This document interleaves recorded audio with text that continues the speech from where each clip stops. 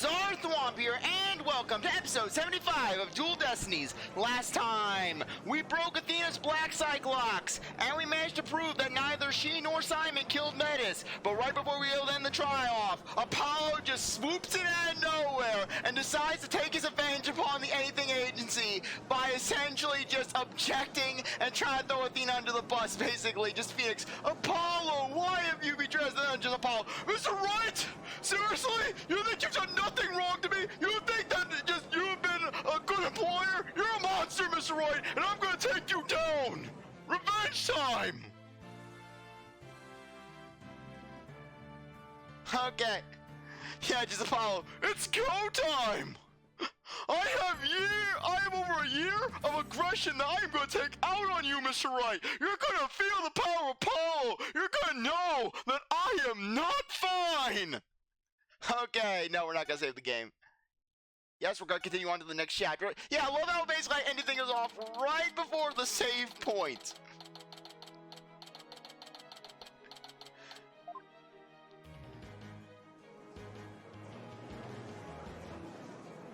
Mr. Right?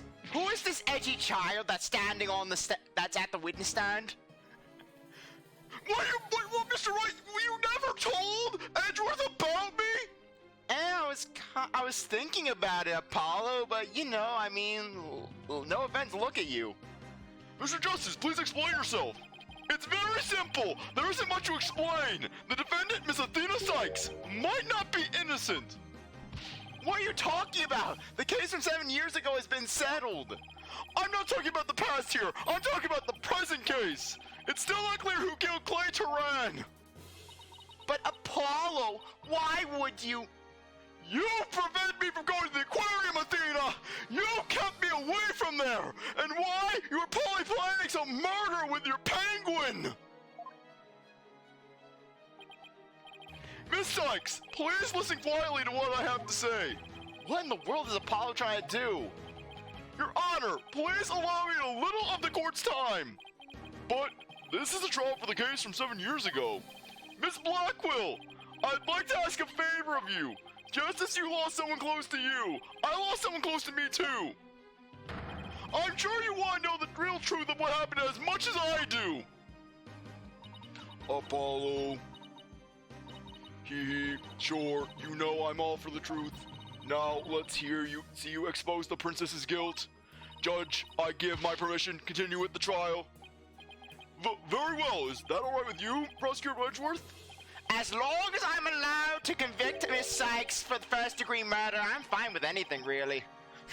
The prosecution has no objection. Let's hear Mr. Justice's testimony. I'll have the police's investigation report brought immediately. Not you too, Edgeworth. I really hope it's because you have something up your sleeve. Yes, I do, right, and it's called Updated Autopsy Report. Very well. Your opening statement, please, Prosecutor Edgeworth. As you wish. Let's review the case of the murder of Mr. Clay Turan. It was made clear in the previous trial that Solomon Starbuck was not his killer. Therefore, the true culprit was someone else.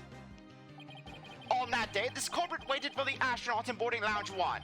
When the two men made their escape out of the Space Museum, the killer attacked Mr. Turan with the same type of knife that we used 7 years ago. Clearly, Miss Sykes had a fetish with that knife. She had a bloodlust that was awakened when she stabbed the Phantom's hand. It awakened the beast within her, and ever since then, she has been clamoring to get back to her roots, getting back to grabbing that utility knife and ramming it through the heart of some innocent soul.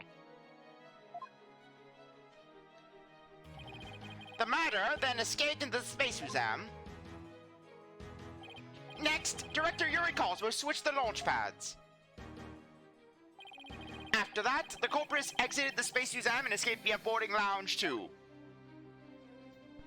Therefore, this trial must make clear who Mr. Turan's true killer was. In other words, we must discover who it was that escaped through the Space Museum that day. Thank you, Prosecutor Edgeworth. Mr. Wright, is the defense ready? Yes, Your Honor. I'd better rearrange my evidence. Now then, Mr. Justice, your testimony, if you please.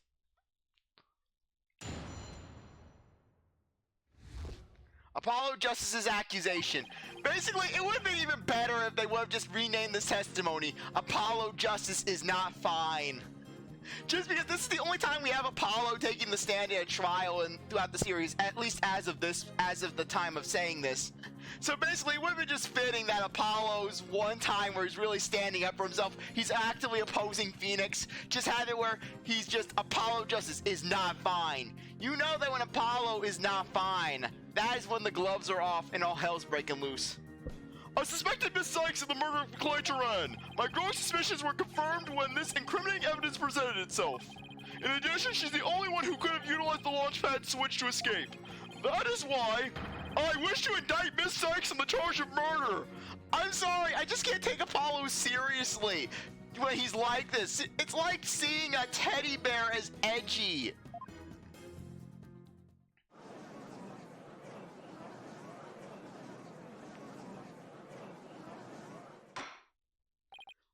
Order in the court! Mr. Justice, you realize you are charging your own co-worker with murder, don't you?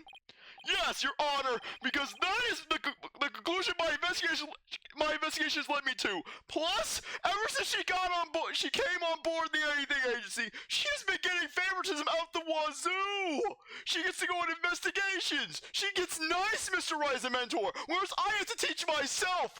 All I got from Mr. Wright when I first joined was, you're fine, you'll be fine, you'll be fine. I'm sorry about almost ruining your career, Mr. Justice. Yeah! Meanwhile, Mr. Wright, he's saving Athena from jail time! Yeah! Who had it worse? Who had it worse, Your Honor? Who had it worse? Me or her? There's clearly a disparity here! But Apollo, why? How could you suspect me too? Mr. Wright, your cross-examination, please! I don't get it. Just what did you find out over the past few days to make you think this? Cross-examination. Apollo Justice is not fine.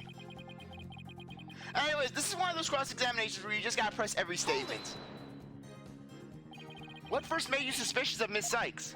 It all started when Miss Sykes and I were investigating the crime scene. When she saw the weapon that killed Mr. Turan, my bracelet reacted. She said she'd never seen the knife before, but my bracelet told me otherwise. And then, every time after that, my bracelet would react when she talked about the case.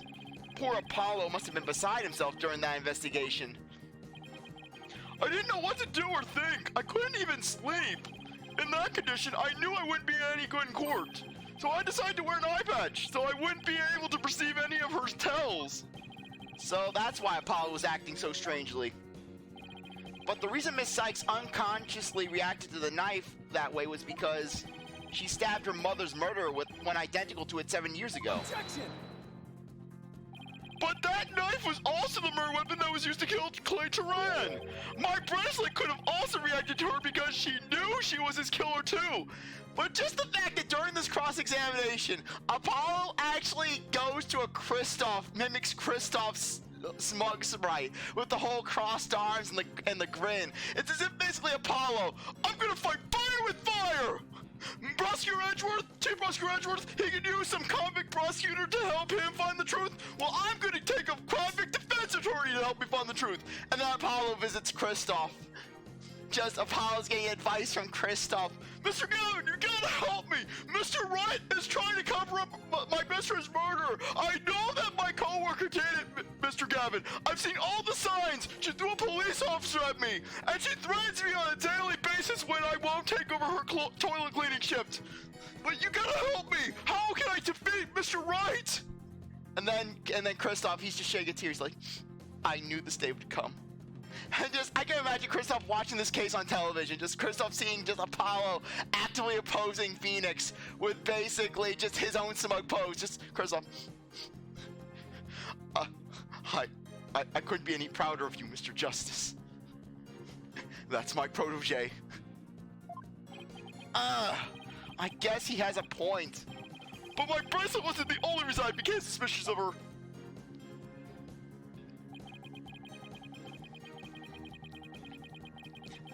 Okay, next. That's the lighter that was found in the Space Museum with her fingerprints on it, right? But even if it seems decisive, there must be other facts we don't know about yet. Is that so? Go ahead and prove it then. Oh, I see how it is, Mr. Wright. When you're basically throwing in bloody playing cards to give it to my boss.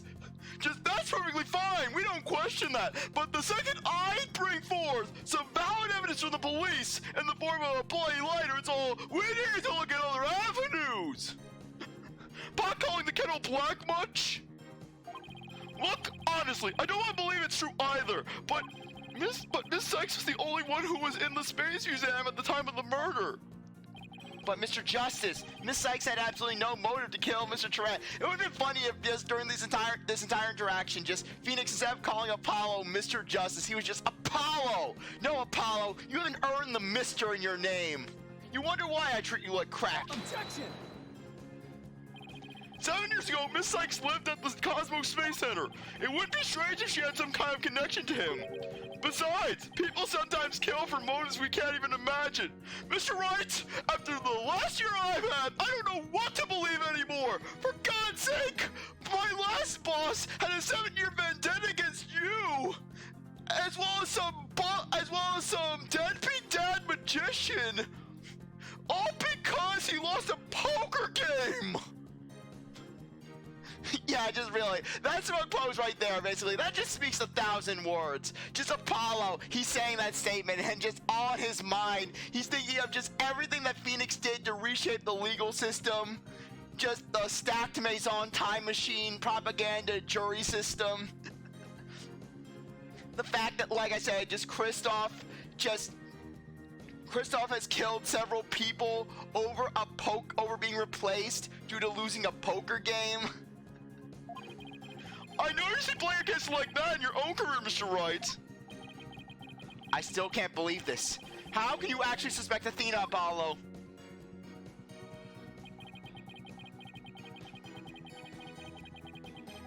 Hold it! Isn't it possible that somebody else used that same escape route? I'm afraid not, Mr. Wright. Why not? Recall that there is a security camera in boarding lounge 1 aimed at the launchpad door. It's the camera that captured Mr. Tarrant and Mr. Starbuck. But there's also another security camera in boarding lounge 2. It recorded Mr. Tarrant's killer, or rather, Miss Sykes coming out of the Space Museum. Yeah, just no bias there, just listing Athena's marker as just killer. A camera in boarding lounge 2. First, I've heard of it, but it makes sense. Athena said she snuck into the Space Museum the night before the incident, and then was overcome and passed out until around noon the next day. I was out until about noon of the next day. I didn't even know about the explosions. When I woke up, nobody was around, so I just went out into boarding lounge 2. That must have been when the camera captured her, and that's what made Apollo suspect her even more. But wait a minute. In that case, it most likely recorded the true culprit as well. Objection! That's a negative on that one too, Mr. Wright. And the voice taken after the incident. Miss Sykes is the only one who appears, but just really, even though Apollo is coming off as conflicted here, I can't help but think that just deep down, he's feeling some degree of catharsis that he's finally able to take out his aggression on Phoenix, basically. Just, look at me now, Mr. Wright! Look at me now, Mr. O! Babysit my daughter, Apollo! You're no good to write law in my agency, Apollo! Clean the toilets, Apollo! Stay home from the aquarium, Apollo! Babysit the office while me and Athena have fun during our whole aquarium investigation DLC case, Mr. Justice! But newsflash, Mr. Wright, I am capable! And I am fine! What? Why?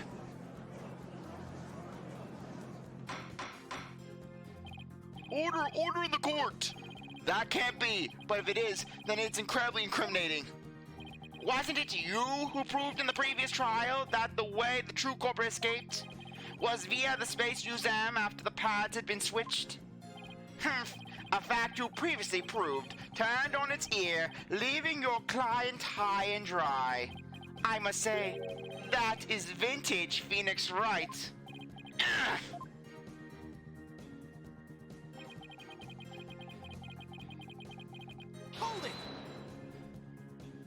Believing in your client to the end is a basic principle of good defense. Shouldn't you extend the same principle to your own coworker? You're probably right. Maybe I'm not even fit to be a lawyer. However, I don't care. This case is special to me.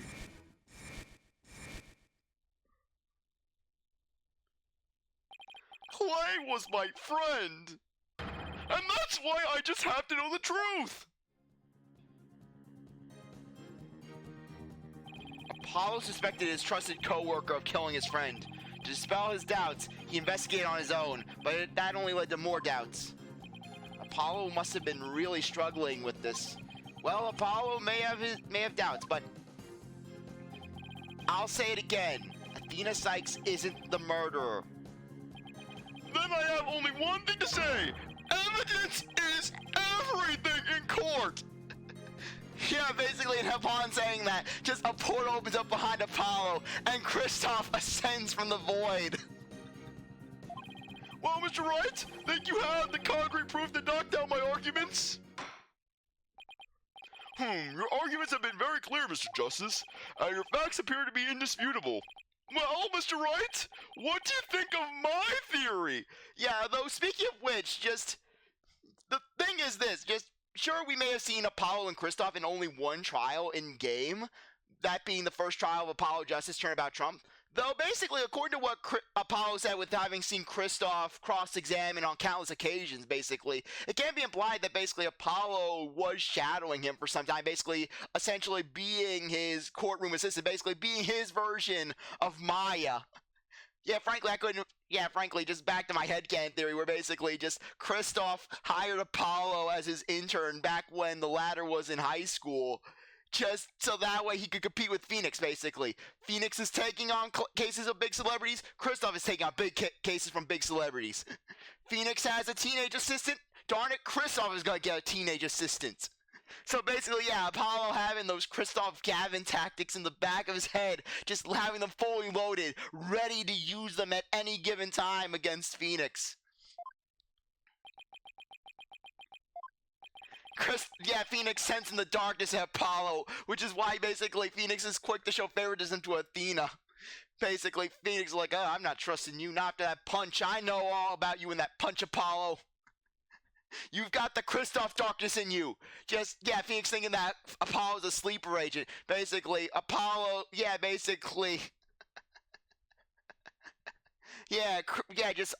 Phoenix says the word lollipop, and it basically awakens something in Apollo's head. He becomes a sleeper agent and tries to kill Phoenix. It looks like not even you can deny it. Miss Sykes was the only one who used the only possible escape route. Under these circumstances, there could be no other suspect but the defendant. Unless you think that there was an alternate escape route. Is that what you think, Mr. Wright? Is that what you think, Mr. Wright? Is that what you think, Phoenix? Was there an alternate escape route? Yes, of course there must have been. Just don't ask me what. You're just bluffing again, aren't you? Me? Bluff? No way! He knows me too well. It's fine, Mr. Wright. Even a bluff would suit me just fine. As long as you can clear up this doubt inside me! And then Simon, oh dear God! His transformation to an edgelord is fully complete! Hurry! We must chop off his head before he multiplies! We have to put him out of his misery! Wait, so is that what this is all about? I want to believe in Athena! I really do! But what is faith without doubt? That's why I need to question her guilt, so that once the truth finally comes out, I can really fully trust her! So that you can really trust me?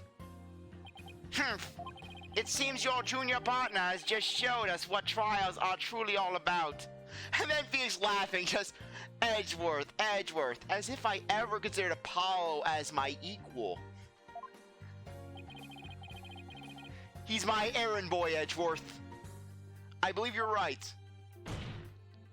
We prosecutors painstakingly question every detail in the pursuit of the defense, while we lawyers believe in and defend our clients to the end. When both sides go all out against each other, that's when we discover the truth. Precisely. And when the battle's over, we will understand the true meaning of trust. Yeah, meanwhile, when Simon was trying to object to basically Edgeworth just trying to basically convict Athena of first-degree murder, even though it was clearly closer to manslaughter or second degree, just Edgeworth, you Simon Blackwell, you selfish little... Yeah, just Edgeworth calling Simon selfish for trying to basically protect just what he was perceiving as the truth. Meanwhile, Edgeworth, good boy, Apollo. Yeah, as long as the truth suits Edgeworth's needs, he's perfectly fine with you saying whatever. That's exactly what trial's all about. Wouldn't you agree?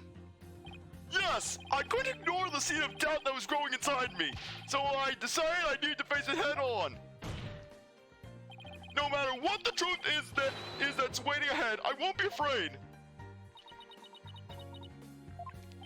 That's so like Apollo, always uber earnest about things like this.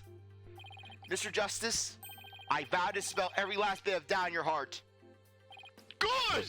Because I want to believe in Miss Sykes again! And I can prove it, Apollo, with this playing card that I just so happened to find at the crime scene. Come on, Mr. Right! No! You're really hoping there was an alternate route, aren't you, Apollo?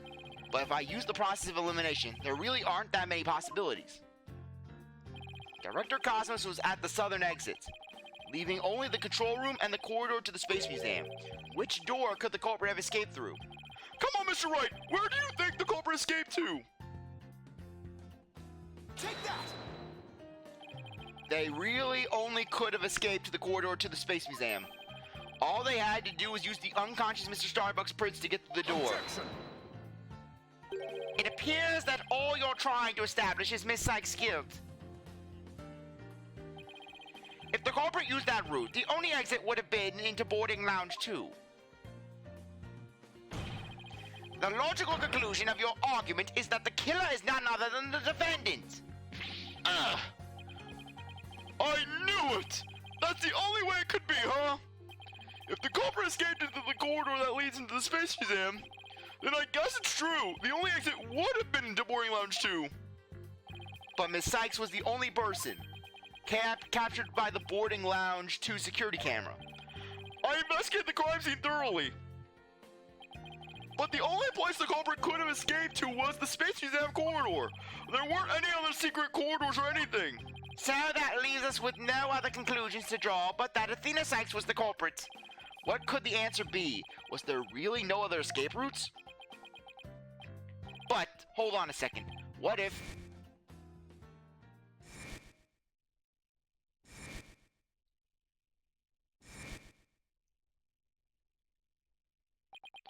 Where did those mysterious leaves we saw in the corridor come from? What if they're a clue to the culprit's real escape route? I think it is possible that the culprit escaped into the Space Museum, but then came out using a route other than into boarding lounge 2. Oh! Launchpad 1 and the Space Museum were switched after the bombing, meaning the Space Museum corridor was moving along the rail at the time, which is exactly when an alternative escape route opened up for the culprit. Are you kidding me? Judging by the intense look in your eyes, I take it you're serious?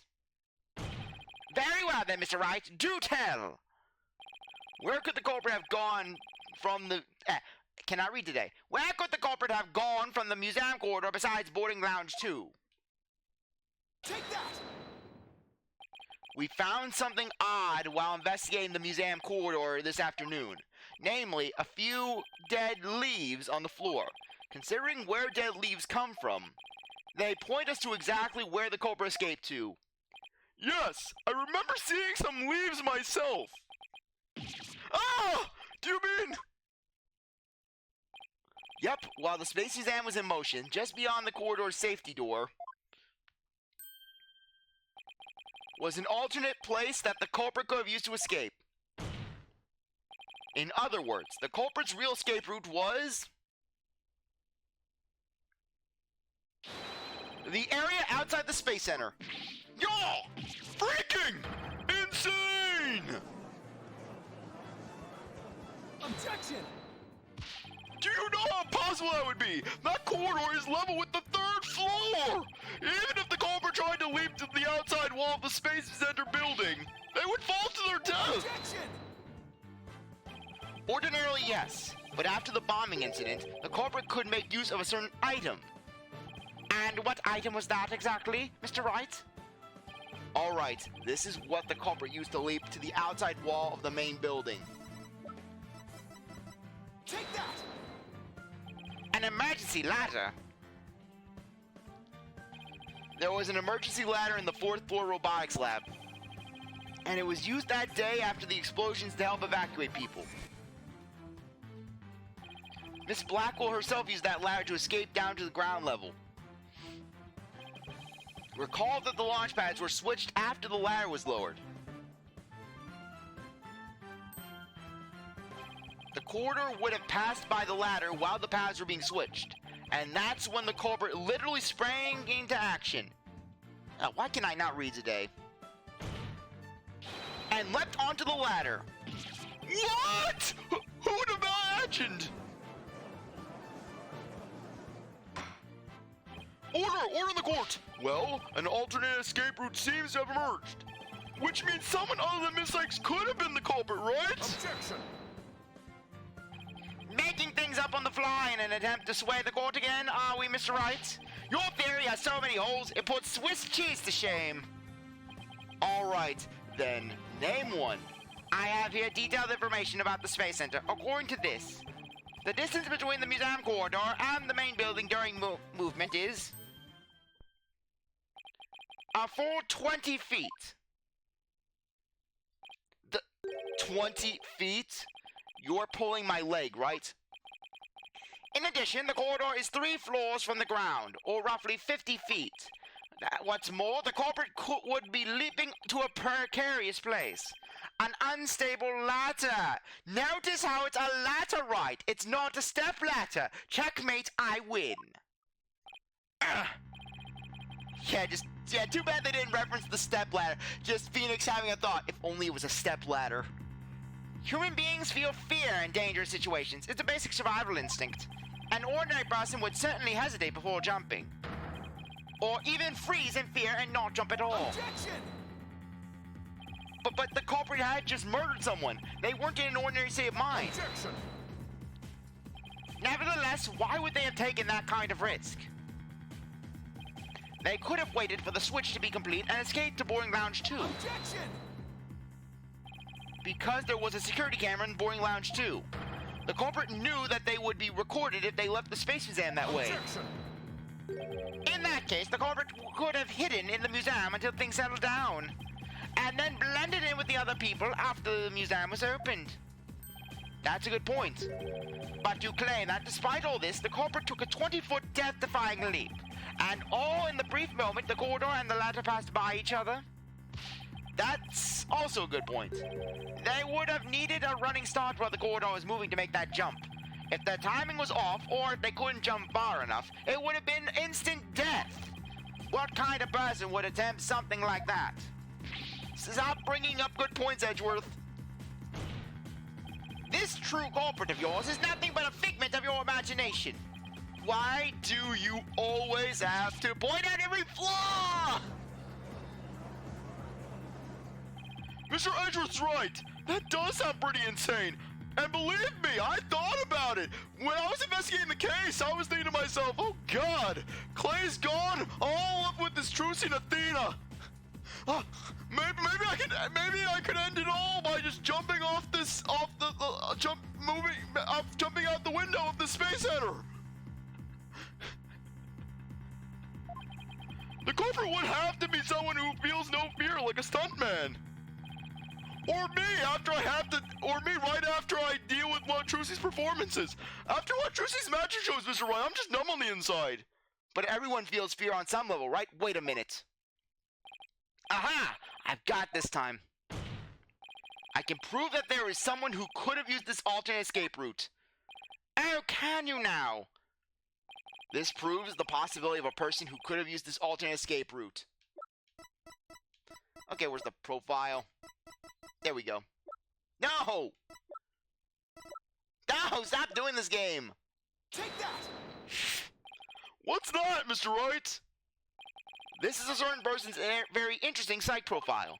The subject doesn't experience feelings like normal people do. In other words, this person doesn't feel happiness, sadness, or fear. Doesn't feel fear? What? Right! You can't be serious! Without the constraint of fear, he could easily do what an ordinary person wouldn't dare. Just as you or I could do a broad jump on the ground without the slightest fear. This subject could make a 20-foot leap, 50 feet up in the air. He could choose this extreme way of escaping without hesitation. So you're saying that to a person without fear, the alternate route would be quicker and eliminate the chance that they'd be spotted? That's definitely pretty extreme, Mr. Wright. But was there such a person there at the scene? Yes, the Phantom, that mysterious shadowy figure who keeps popping up. Oh dear! The Phantom? Again? I knew the Phantom was there behind the scenes of the Space Center bombing, but I wasn't sure if he was connected to the murder of Clay Turan as well. However, now it's all clear. The Phantom is the one who not only bombed the Space Center, but also killed Mr. Turan at Cannot Talk. What? What?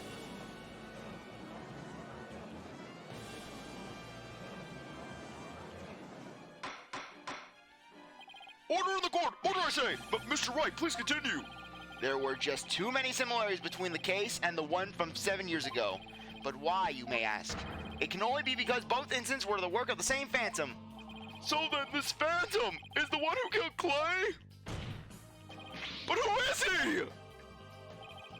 This Phantom has been haunting this case, pulling the strings in the background.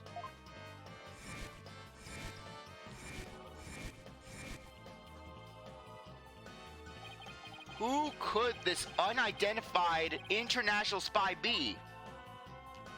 Right, this escape route must have been a part of the Phantom's plan from the start, as was tricking Director Cosmos into switching the launch pads. The bomb on the second floor was meant to make the elevators and stairs unusable. That's why he gave advance warning and planted the bombs where he did. Yes, I think you're right. But it doesn't explain this one last thing. So I lowered my emergency ladder like the detective leading the evacuation told me to. But it was such a pain. Why couldn't they have used the ladders in the other rooms? The robotics lab wasn't the only room with an emergency ladder, but he couldn't have made that leap unless he was certain which one it would be. So you mean the Phantom must be someone who knew that particular ladder was going to be used? That's right. Who could it be? Wait a minute. So I lowered my emergency ladder like the detective leading the evacuation told me to.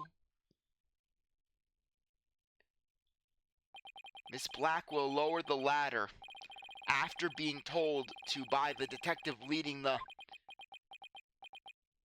Ah! You've got to be kidding me! Did you figure it out right? Do you know who the Phantom is? Yes, I do. Who is it? Who killed Clay? Our mystery spy, known as the Phantom, is none other than... That's right, it's Fulbright. Freaking Fulbright. Making this the first instance in the Ace Attorney series where a detective was actually the culprit, as well as the main villain of the game. So basically, yeah, just Edgeworth. Damn it! I could have cut his pay! I could have gumshoed him! He would have been too weak to do anything! And this is why I wanted to do Turnabout Reclaimed when I did. Because basically, when this game was first released, Turnabout Reclaimed was released was released as DLC just a couple months later. So basically, the fact is that you could have that basically, like me, you could have completed the game, learned the secret about Fulbright, that basically he's the mastermind phantom, that basically, heck, he's not even Fulbright, and then basically, then you go into Turnabout Reclaimed, it's like, in justice we trust!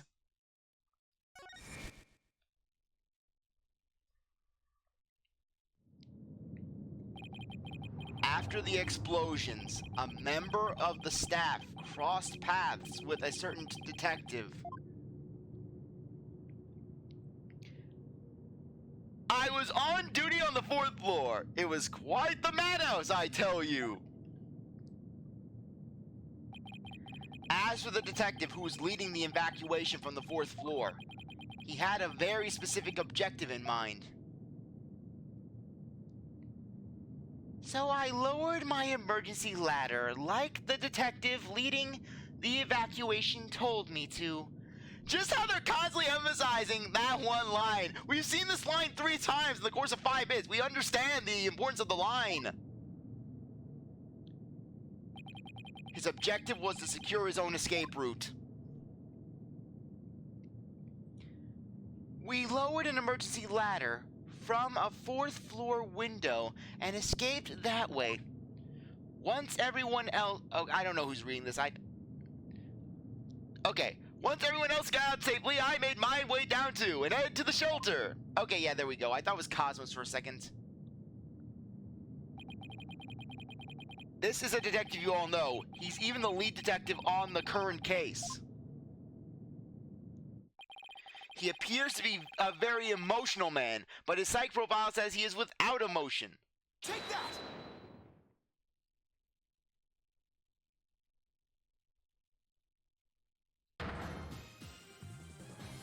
What are you saying? You mean the Phantom is Detective Bobby Fulbright? Exactly. We were all taken in by his fake persona. Detective Fulbright's real identity is the Phantom.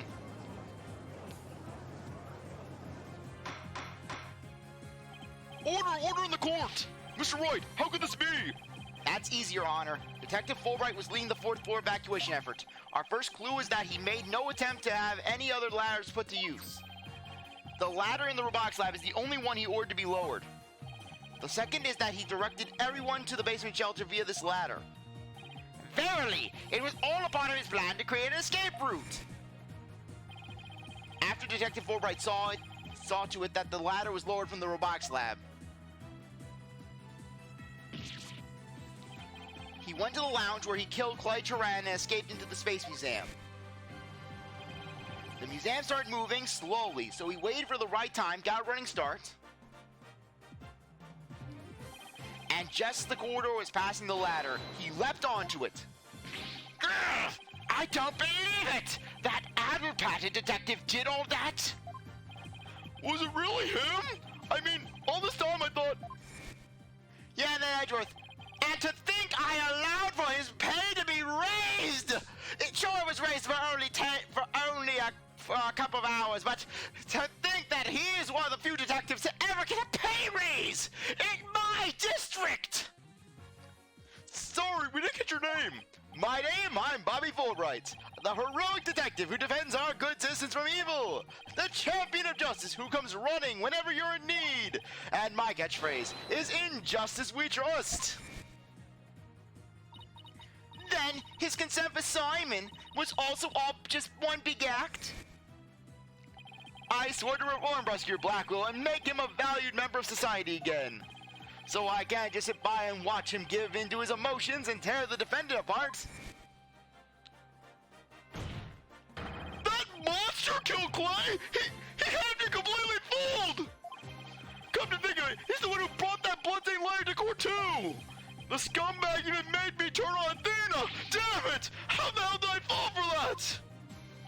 For him to have wound his way into the police department as well. Ugh. And then Edgeworth. I can just imagine Gumshoe's chief of police. Edgeworth calls up Gumshoe. Yes, Edgeworth, just hold that thought right. Hold that thought right. Edgeworth calls up Gumshoe. Hey, Mr. Edgeworth, what's up? How's the trial going? Oh, let me ask you this, Gumshoe. Let me tell you, Gumshoe, it would be going well if I hadn't just learned that you allowed for an international spy to infiltrate the police department!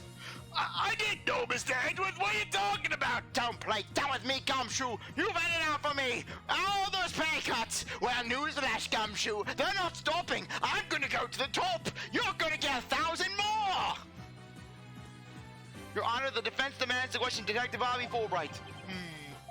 Yes, I agree that we need to hear from him right away. The court will take a short recess, and then Detective Fulbright will take the stand.